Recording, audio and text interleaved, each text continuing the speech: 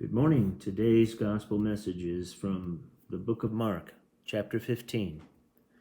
Very early in the morning, the chief priests, with the elders, the teachers of the law, and the whole Sanhedrin reached a decision. They bound Jesus, led him away, and handed him over to Pilate.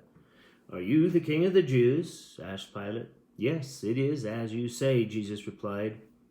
The chief priests accused him of many things, so again Pilate asked him, "Aren't you going to answer? See how many things they're accusing you of?" But Jesus made no reply, and Pilate was amazed. Now it was the custom at the feast to release a prisoner whom the people requested. A man called Barabbas was in prison with the insurrectionists who had committed murder in the uprising. The crowd came up and asked Pilate to do for them what he usually did. "Do you want me to release to you the king of the Jews?" asked Pilate. Knowing it was out of envy, the chief priests had handed Jesus over to him.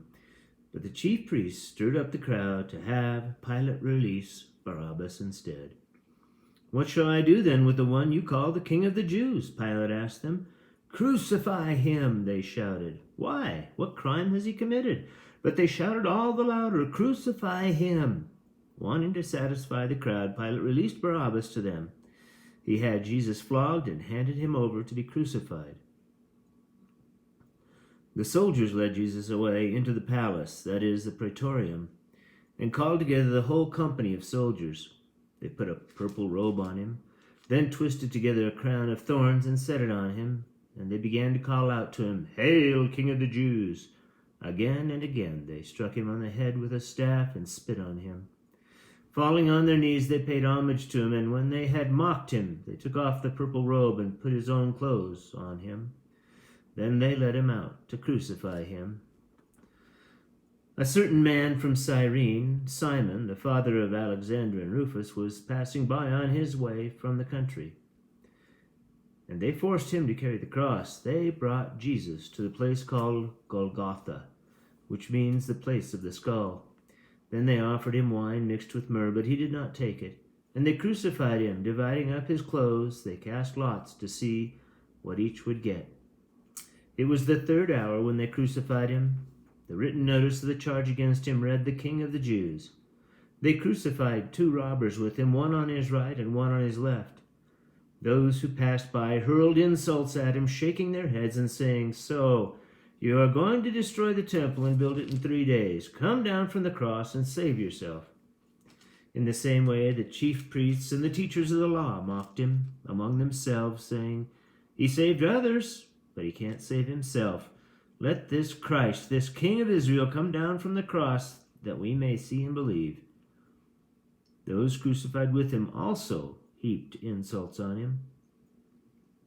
At the 6th hour, darkness came over the whole land until the 9th hour. And at the 9th hour, Jesus cried out in a loud voice, "Eloi, Eloi, lama sabachthani," which means, my God, why have you forsaken me?" When some of those standing near heard this, they said, "Listen, he's calling Elijah." One man ran, filled a sponge with wine vinegar, put it on a stick, and offered it to Jesus to drink.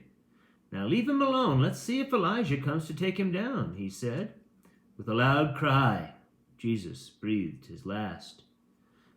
The curtain of the temple was torn in two from top to bottom, and then when the centurion who stood there in front of Jesus heard his cry and saw how he died, he said, "Surely this man was the Son of God." Some women were watching from a distance. Among them were Mary Magdalene, Mary the mother of James the younger, and of Joseph, and Salome. In Galilee, these women had followed him and cared for his needs. Many other women who had come up with him to Jerusalem were also there. It was preparation day, that is, the day before the Sabbath, so as evening approached, Joseph of Arimathea, a prominent member of the council, who was himself waiting for the kingdom of God, went boldly to Pilate and asked for Jesus' body. Pilate was surprised to hear that he was already dead. Summoning the centurion, he asked him if Jesus had already died. When he learned from the centurion that it was so, he gave the body to Joseph. So Joseph bought some linen cloth, took down the body, wrapped it in the linen, and placed it in a tomb cut out of the rock. Then he rolled a stone against the entrance of the tomb. Mary Magdalene and Mary, the mother of Joseph, saw where he was laid. This is the word of the Lord, and we say, thanks be to God. Have a great day.